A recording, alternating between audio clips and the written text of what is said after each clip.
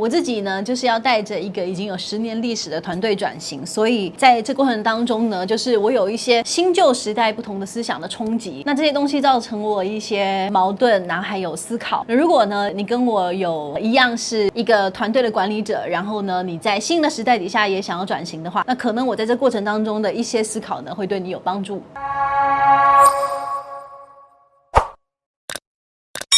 现在社群媒体越来越发达，那不管你是在哪一个产业，你在哪个公司呢，大家都会觉得应该要在社群上面经营一些品牌的形象，有可能是个人品牌，有可能是你的公司的品牌。他们第一个想到就是要转型线上，要运用社群，要建立自己的粉丝专页，要建立自己的品牌。公司的老板个人也要经营自己的个人品牌，那公司还要做公司的品牌。学了一些，比如说怎么经营 Facebook， 怎么经营 Instagram， 大家在这个过程当中就开始寻找各式各样的方法。我在前面2年呢，就是也经历过一个这样子比较混乱的时期，所以我就怎么经营不同的社群媒体，建立团队的粉丝专页，建立自己的粉丝专页，绕了好大一圈，都在学习一种新的方法。直觉上我们会觉得转型就是你要学习新的方法来做，大部分的人都只是抓了方法然后就拼命的做，但其实我觉得社群的经营它并非是一个方法的改变，实际上是一个价值观还有生活形态的转变，它是从更深层的部分去调整。这一些我们所谓的 digital natives 这些网络原住民来说，他们交友还有交流的方式就是跟我们不一样。这个东西不仅仅是贴不贴文，做不做粉丝专页，有没有直播的问题，而在于这样的人他们崇尚什么样子的生活形态，他们想要更多的自由，更大的弹性，更不受空间还有时间的限制。所以如果要往这个方向转型，你在一些根本的价值观上就要改变，否则很容易就会做成只有一个框架是线上，但是骨子里面的整个思维模式呢，都还是原本旧式的线下的思维，就会做出很多四不像的东西。比方说你思考一下，以前呢大家都是这样嘛，晚上7点的时候呢坐在一起看新闻，8点的时候坐在一起看连续剧。现在再好看的连续剧，我想你都不愿意8点的时候坐在那里，你喜欢的是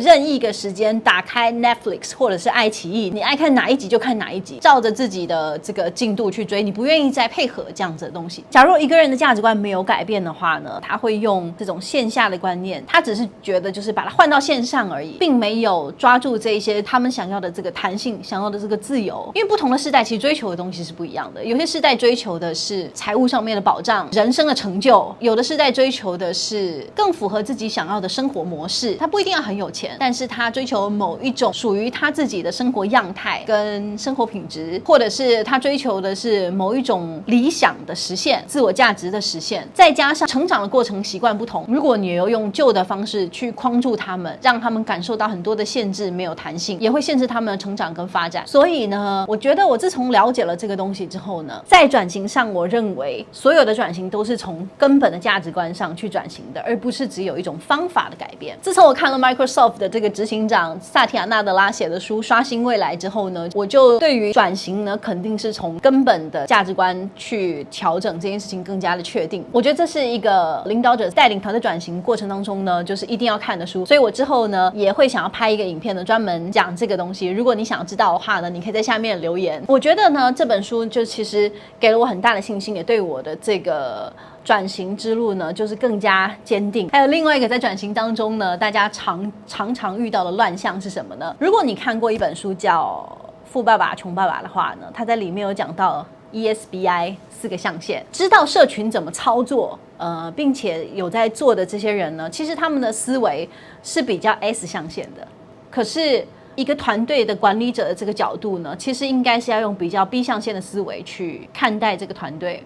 譬如以我一个在旧时代有拿到一点成绩的人要转型的领导人来说，我要面临的点是，第一个，我必须要先弄清楚这所谓的新的价值观究竟是什么价值观，新的生活形态究竟是什么样的生活形态。第二个，我要想办法建立出自己的个人品牌，因为在我们这样的行业，从来都不是讲一个理论就会有人跟上的，别人追随你是因为你真真正正做出成绩。所以我得弄懂清楚这个方向到底是不是我们可以运用，我还得自己做出来，做出来之后才会有人听你讲嘛，对不对？不然他们就听别的做得好的人讲咯。第三个是你还得知道说，假设变成这样子的情况底下，这批人要用什么新的方式去做团队的管理，肯定旧的方式是行不通的。其实身为一个领导者，我最需要抓的就是这3个方向，我觉得它是3重困难。所以其实对我自己来说，就是我花了大约有2年左右的时间，就是去弄清楚这些东西。在我看来，等于是自废武功，砍掉重练了。也许今天在你听起来，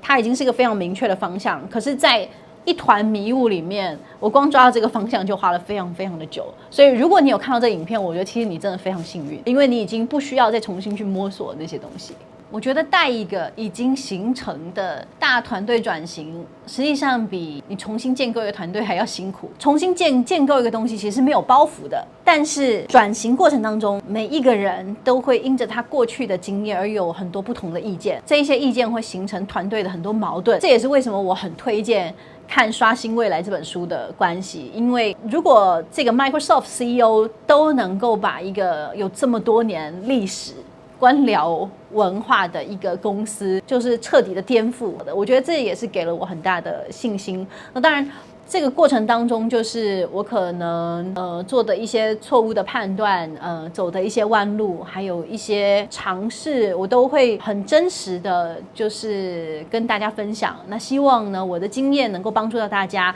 也能够让大家少走一点弯路，更好的在这个转型之路上呢有很好的结果。未来呢，这个频道呢，就是我会带给大家一些平台经济的思考，然后新零售的思考，联盟行销的思考，你可以跟着这个频道，我们一起来了解，一起成长跟进步。那如果你不希望错过这些内容呢，一定要记得订阅并且打开小铃铛，那你就可以